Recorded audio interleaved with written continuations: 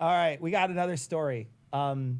This one is from the New Republic, and you could put this one up, Ian, just for a second, so we could show Liz Cheney's face.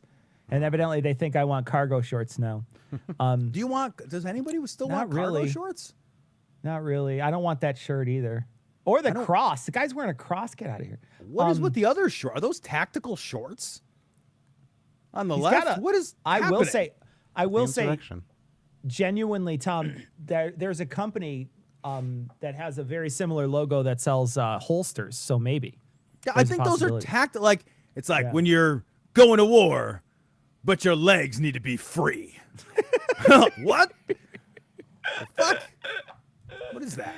I want to fight, but I don't want to get uncomfortably This is a good comment. warm. This is a good comment. He's looking at grills and toilets. Of course, he needs cargo shorts. That's very true. Where it was Paul who said that. You're right, Paul. God. You're right. Okay, so this is the Republican Party is for liars only. It's just great. It's just true. Oh, this is so true. And the gist of the article here, Tom, did you want to read this? Or it's kind of long. No, it's long and kind of involved. So yeah. So the gist of the article is that there's a couple of people right now on the outs with the Republican Party. There's Liz Cheney and Mitt Romney, who Liz Cheney called out the president and was one of the people who voted against and voted for his impeachment. And so did Mitt Romney, and they've both been very, very loud about that sort of thing. And they're being basically thrown under the bus by their party. They're basically being just chucked right under the bus, and nobody cares. And there's a good chance that neither of them will win the seat that they have back. And Liz might actually wind up being removed from the seats and positions in power that she currently has. They're like remove her from her committee assignments and things because she thinks that reality occurred. Right. Like she thought a thing happened that really happened. That like demonstrably happened. The Republicans have gotten, I don't know that we've ever seen it, Cecil, where an outgoing president has maintained this kind of hold on the party and the narrative and just like this level of control.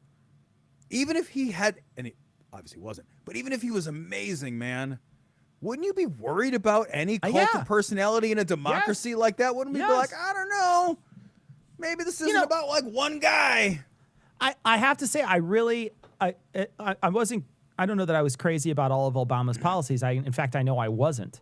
But I really did enjoy him as president. I always thought that that our country was in good hands, right? At least in good enough hands to get through a crisis if necessary. I never thought that there was a problem when he was in office that he couldn't solve, right? Right. He probably didn't do good enough job on a lot of things for a lot of people, and for me included. But at least I felt like, there was always an adult in the room. I couldn't imagine thinking the same thing about Trump. No. You know what I mean? But I mean, we literally have a litmus test to prove it, a pandemic, which he epically fucking failed. I just think your party should have wiggle room for dissent. Yeah. But they circle, like the Republicans circle the wagon, man. They do, I will say, just from a straight up strategy standpoint, I don't know if it'll play with the voters or not. But from an insider strategy standpoint, there is no chink in that armor, man. There is no fucking scale on that dragon. It's crazy. I will say one of the narratives that came out right after everything, and right after he lost, and then really lost for real, and then the insurrection happened. Because a lot for 2 whole months, no one was sure what was going to happen. I mean, really, we were looking at it going, is he just not going to leave? Like, is he just going to stay there? We don't know what's going to happen. And then when the insurrection happens, all that. But there was this narrative that came out right after that was basically there's this huge rift in the Republican Party. And for a couple of days, there was a wave, right? So there was a couple of days, there was this wave. And the wave was, I remember Mitch said a few things that were pretty harsh. A couple other people said some stuff that was pretty harsh. There was a couple of people now that are still steadfast. There were a couple of Republicans that stuck by it. But really, there was a couple of loud voices and big voices that made some hay. People resigned. Mitch's wife resigned. A couple other people resigned right afterwards. He got banned from, social medias, and that took his voice way down. So there was this really weird feeling that, that maybe there would be a rift in the Republican Party, and that rift could maybe fracture the party, have some way to make it so that there was sort of a we see true things, we don't see true things sort of rift and schism.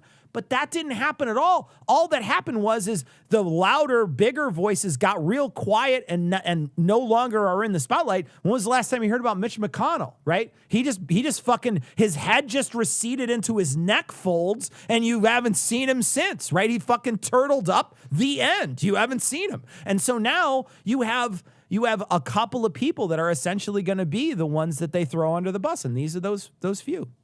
Yeah, I got to read this comic 'cause it's too good. The term is Asian American in the armor, Tom. That's terrible. That's absolutely terrible. I loved it. That was great.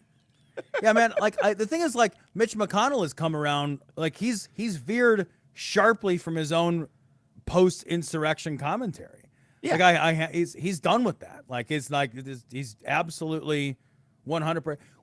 The Josh Hawleys and the Marjorie Taylor Greens of this world, they should be the ones that are cast out. Right. It's crazy that the cast outs are Mitt Romney and Cheney. What world are we living in where you can use these words? Romney and Cheney are no longer Republican enough. Cheney? Somebody with the last name Cheney is no longer Republican enough. Yeah, right? That guy was basically Darth Vader, man. Yeah. Oh, absolutely. 100%. No, he's the emperor. Yeah, he is. That's right. He was the emperor. He was the worst. He was the dark, shadowy figure behind everybody, shooting everyone in the face. That's what he did.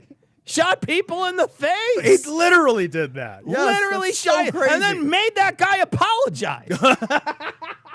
That was, I gotta say, in a 8-year span of darkness, that was just wow.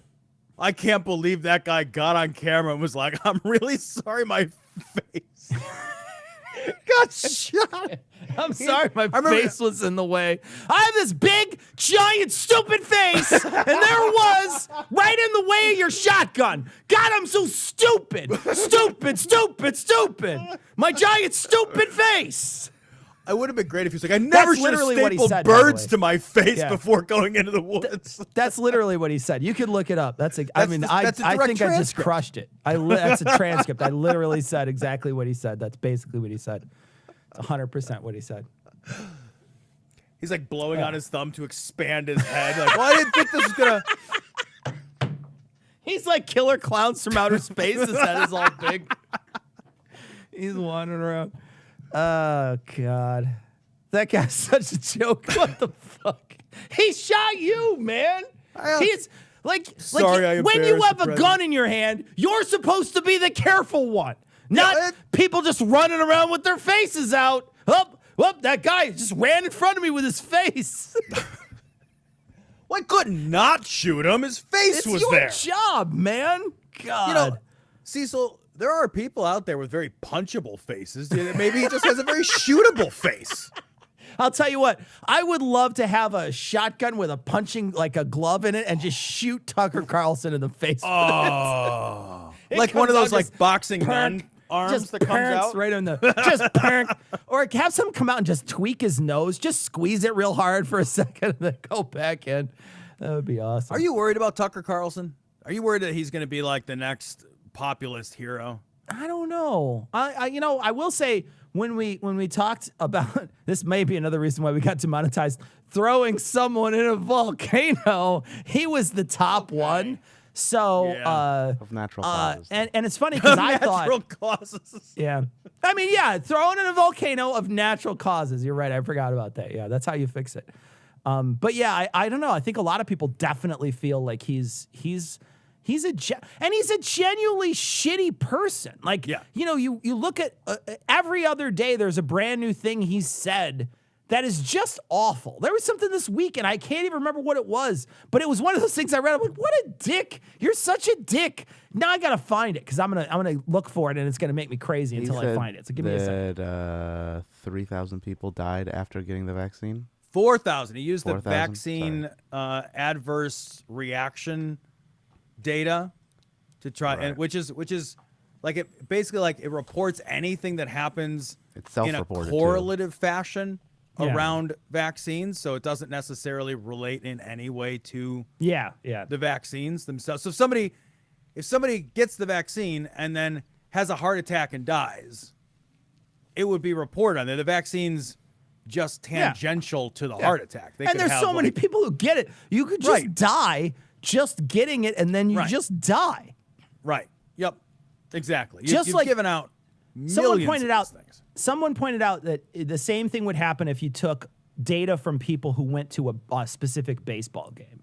Right. And you started looking at it and you said, there was 65,000 people in the audience. In the next year, X amount of those people are going to die. Some of them might be young, but Right. it doesn't necessarily mean that going to the baseball game killed them. They just happen to be in a large group of people that also, the world is happening to them at the same time. So Yeah, it's not an invincibility shot. I That's how know. you get your. yeah, you immediately get Dragon Ball Z'd. You like pull the fucking moon out of the sky or whatever. Oh God.